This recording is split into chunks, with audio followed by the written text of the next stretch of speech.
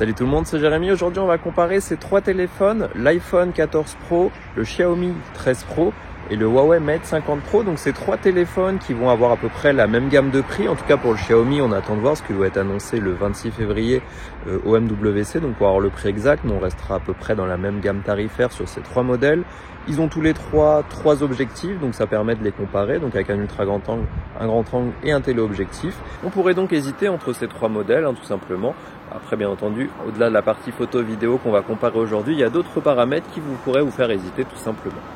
Donc la première chose qui va déjà peut-être desservir le Xiaomi, c'est qu'ici on ne pourra pas filmer en 4K. Donc la définition va venir être en Full HD 30 fps seulement, pas de Full HD 60 fps non plus. Donc ici, a priori, le Xiaomi sera le moins performant. Un autre point intéressant sur le Huawei, on va pouvoir avoir la possibilité de venir dézoomer dans l'image, tout simplement en mode selfie, avoir le mode normal et même zoomer un petit peu plus. Donc on a plus de flexibilité sur le Huawei dans cette partie-là. Comme vous voyez ici, je suis en plein soleil pour que vous puissiez voir un petit peu le contraste entre ces trois téléphones. Donc avec la lumière directement sur mon visage.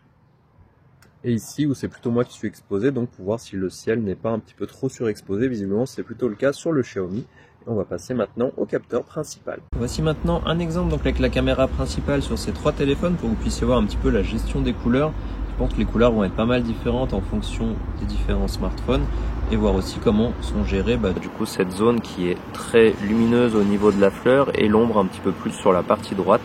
Donc un petit peu gérer la gestion des contrastes tout simplement. Voici un exemple cette fois en 4K. Donc là on utilise le capteur ultra grand angle. On va pouvoir venir utiliser les différents capteurs directement sans arrêter la vidéo. Donc là on est sur le capteur une fois sur chacun des appareils. Maintenant on va passer sur le deux fois.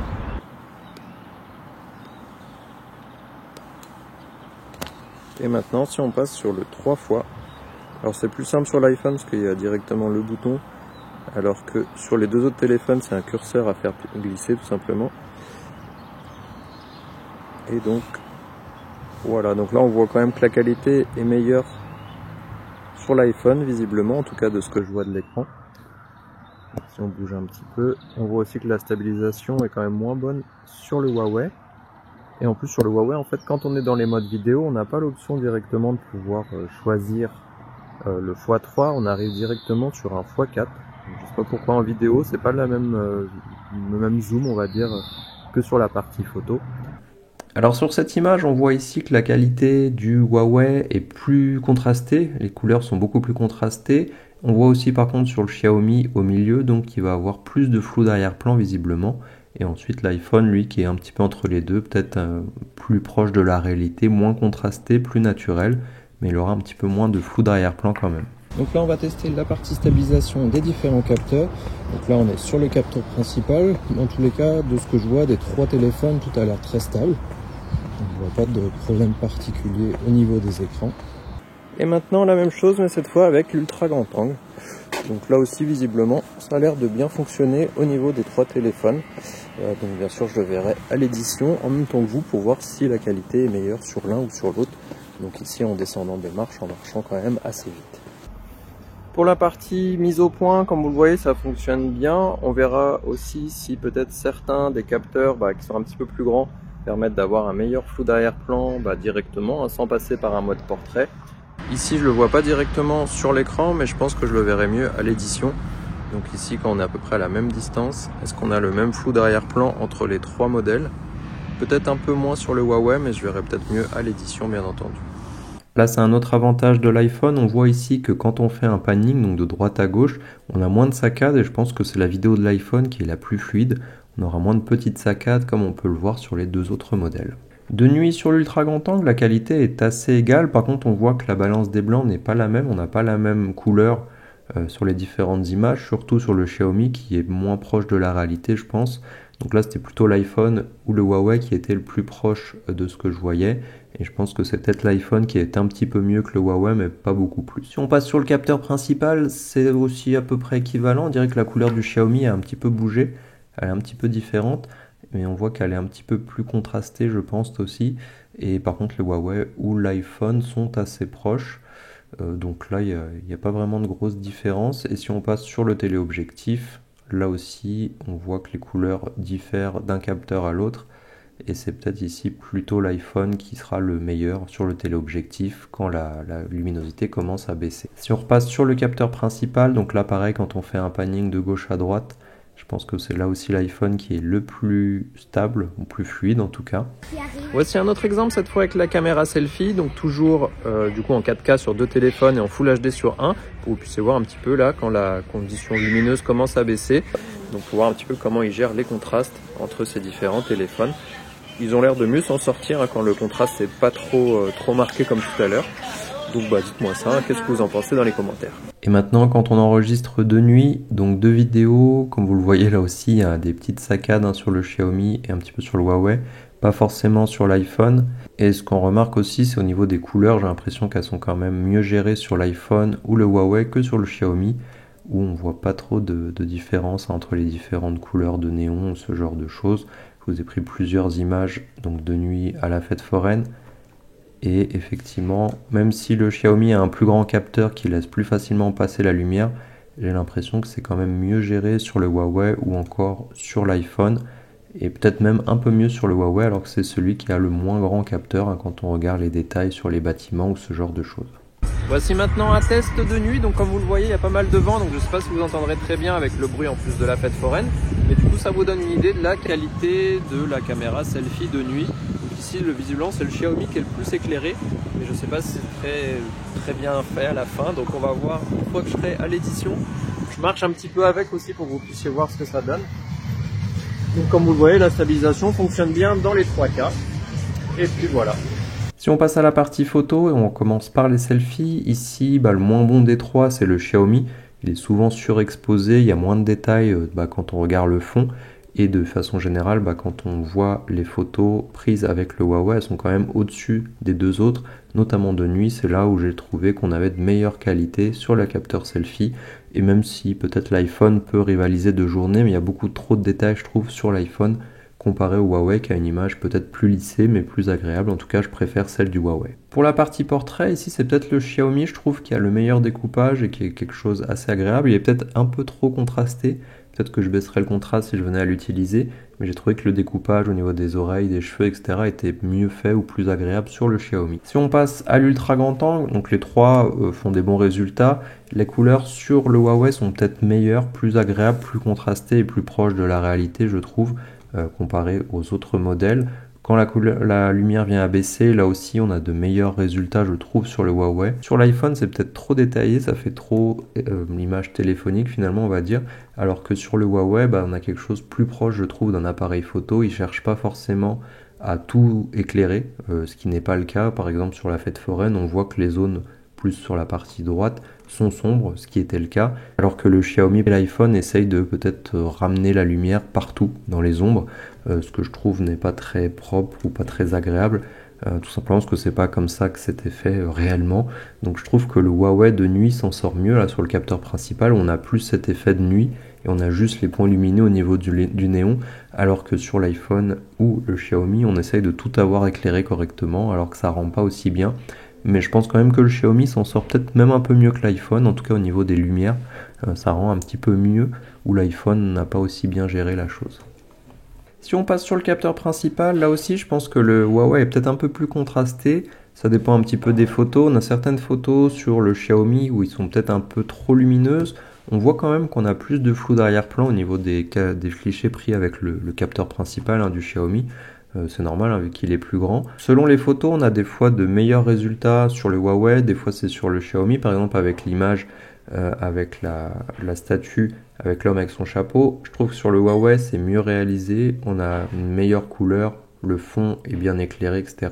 Sur le Xiaomi, on a un meilleur flou d'arrière-plan, on va dire naturel. Par contre, on voit que le ciel est un petit peu trop surexposé par rapport au reste. Et l'iPhone est entre les deux, il est plutôt bien fait, tout est bien exposé correctement. Donc ça fonctionne bien aussi, mais je préfère l'aspect du Huawei. Par contre, sur l'image avec la statue où on a la femme, ici c'est plutôt le Xiaomi qui a bien réussi le fait d'exposer la statue et ce qu'il y avait derrière. Donc ici, il a mieux réussi que les 2 autres où ils ont eu du mal à faire les deux. Ils ont préféré exposer plutôt pour le reste de l'image. Pour le reste des photos, de façon générale, après ça dépend un petit peu de ses préférences, mais c'est vrai que je préfère le style du Huawei. Je trouve que les couleurs sont mieux rendues. il est mieux géré, hein, tout simplement au niveau des détails. Et pareil, bah, quand la lumière commence à baisser, j'ai trouvé que c'était mieux fait aussi au niveau du Huawei, en tout cas mieux que le Xiaomi. L'iPhone est peut-être légèrement en dessous à mon goût. Et quand on arrive de nuit principalement, bah là j'ai trouvé aussi effectivement que le Huawei s'en sortait mieux. Les couleurs elles sont mieux gérées que sur les deux autres. Ou peut-être sur l'iPhone on a encore trop de détails, choses trop détaillées, trop numériques. Le Xiaomi vient peut-être juste après. Et effectivement là sur le Huawei, encore une fois, les lumières des néons sont bien éclairées et les zones sombres sont sombres, alors que sur les deux autres téléphones, on a cherché à remonter les couleurs sombres pour avoir quelque chose d'éclairé partout pareil, ce qui rend pas forcément bien. Donc moi je préfère le look du Huawei qui fait plus appareil photo je trouve, puis le Xiaomi et enfin l'iPhone qui de nuit fait trop numérique à mon goût. On passe maintenant sur le téléobjectif, donc 3,5 je crois sur les 3 ou 3 sur l'iPhone, c'est à peu près équivalent. Donc ici on a de bons résultats dans l'ensemble. Encore une fois, je pense que je préfère le rendu du Huawei en fonction des cas. En fait, c'est vrai que des fois, il y a le Xiaomi qui s'en sort très bien aussi avec son téléobjectif, l'iPhone aussi. Donc c'est vrai que c'est pas forcément tout le temps le même qui est le meilleur à chaque fois. Ça dépend un peu des situations. Des fois, dans certaines images, ça va être le Xiaomi qui est mieux. Des fois, c'est l'iPhone. Ça dépend un petit peu des situations. Malheureusement, c'est difficile de faire un choix vraiment définitif. Sur les images de nuit, par contre, je trouve que le Xiaomi est un peu derrière. Je préférais quand même l'iPhone ou le Huawei. Et notamment dans la gestion des couleurs, voilà les différents manèges par exemple, où le Xiaomi, les images sont un petit peu brouillons, alors que sur le Huawei, on a vraiment un bon contraste, des belles images.